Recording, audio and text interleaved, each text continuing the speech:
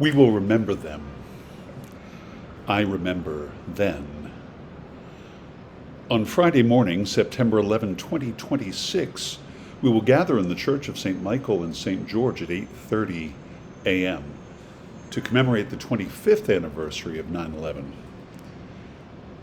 to mourn the loss of those we knew and celebrate the bravery of those who sought to save them, and pray for peace in our time. In the meantime, we will remember them. I will remember then.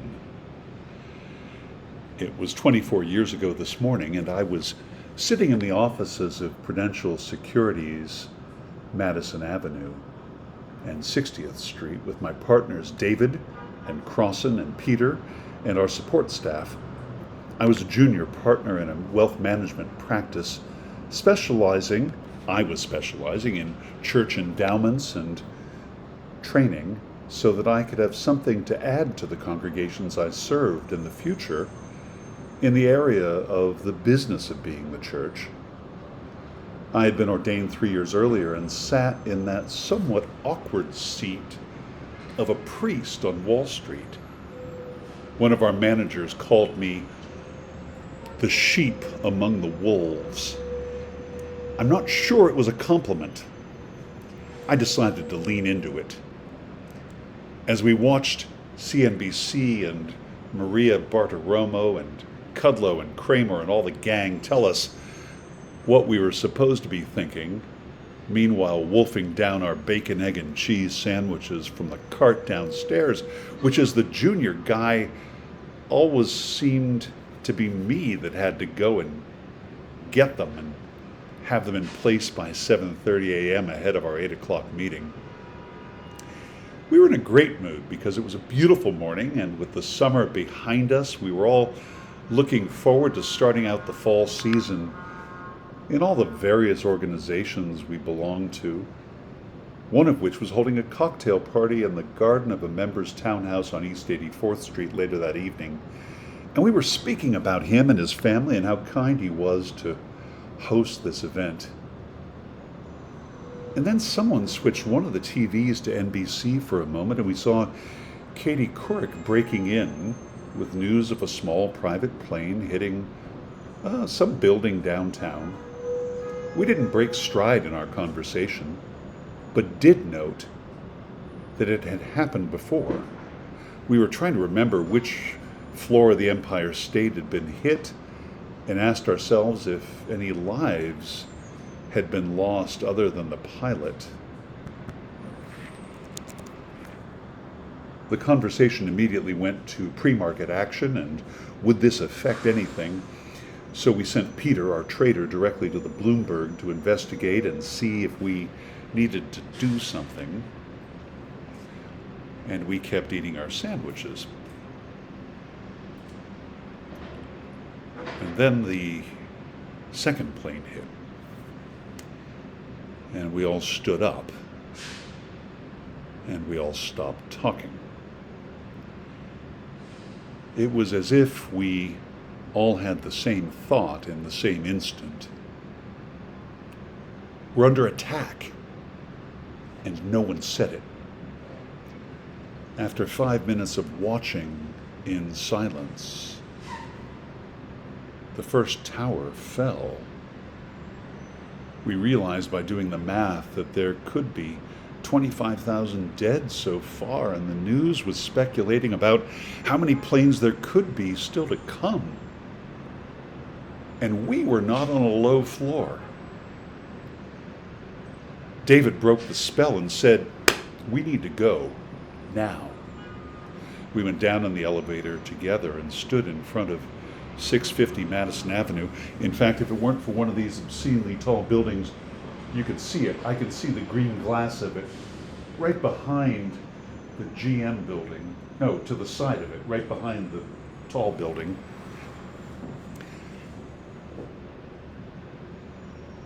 And we stood there on the pavement right outside 650 Madison and awkwardly and weirdly became huggers in the moment.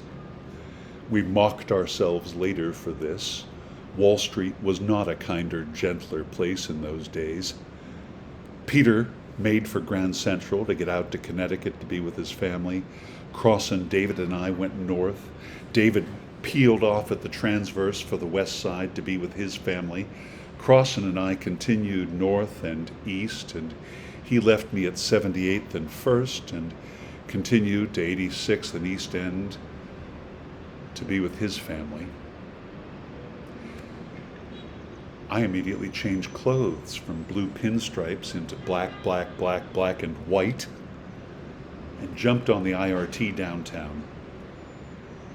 A few years earlier, when that plane was downed over Long Island, and I watched the wreckage and the people gathered around with no one to help them in their grief, I promised myself that if something like this happens again, I will immediately go and do what I can. So I did. The trains were stopped at Canal Street, and I walked the rest of the way and was immediately stationed at a triage station at Stuyvesant High School. After several hours, we were told, "It doesn't look like there are going to be survivors coming in. You're all dismissed." Most people walked uptown. I walked further down. I knew there were still people around and there was still work to be done, and I'd met up with my seminary friend George, and so we teamed up to see what we could do. We sat across from the North Tower on chairs that had fallen out of the sky and survived, next to mangled office furniture. I won't share the blow-by-blow, but I will offer some moments. One moment, the most poignant moment. I was wearing a surgical mask they'd given us at the triage center. Yet the stench I will never forget, and I will not describe. A fireman covered in caked sweat and ash sat down next to me, and we simply sat there saying nothing for an hour or more. Finally, I dared to break the silence by asking, "Where is your company?" By which I meant Brooklyn, Tribeca, Upper East Side. After a minute, his head raised, and he simply, and this is the image I have in my mind, like Dickens' third specter, raised his right hand, finger extended, and pointed at the collapsed North Tower.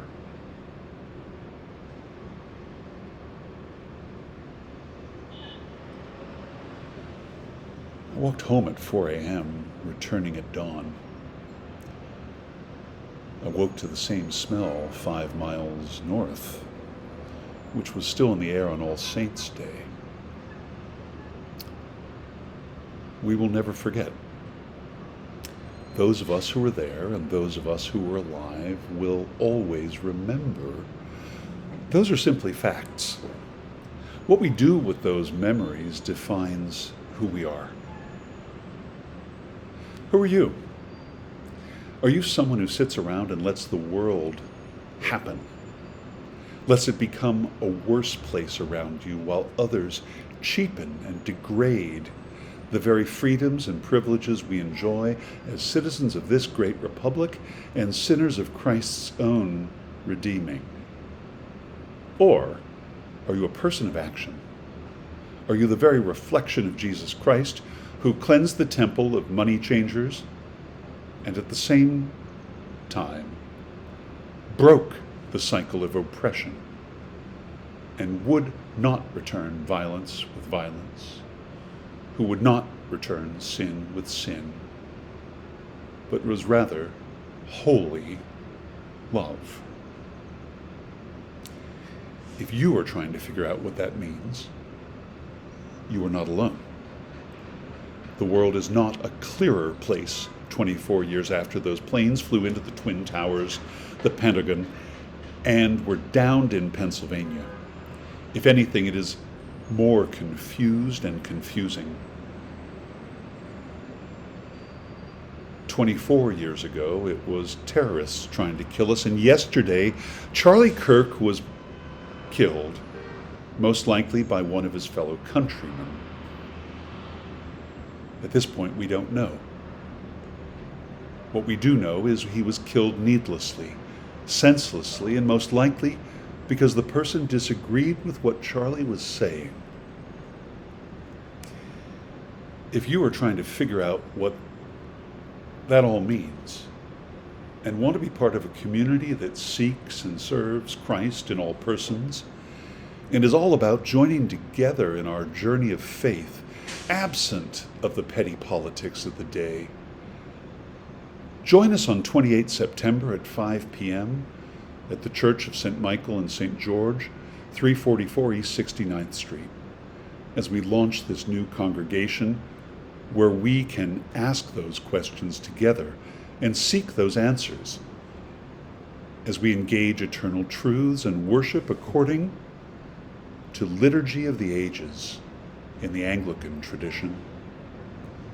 If you cannot make it in person, join us by Zoom and watch this space for other opportunities for fellowship, education, and conversation during the week. May God bless you this day and always.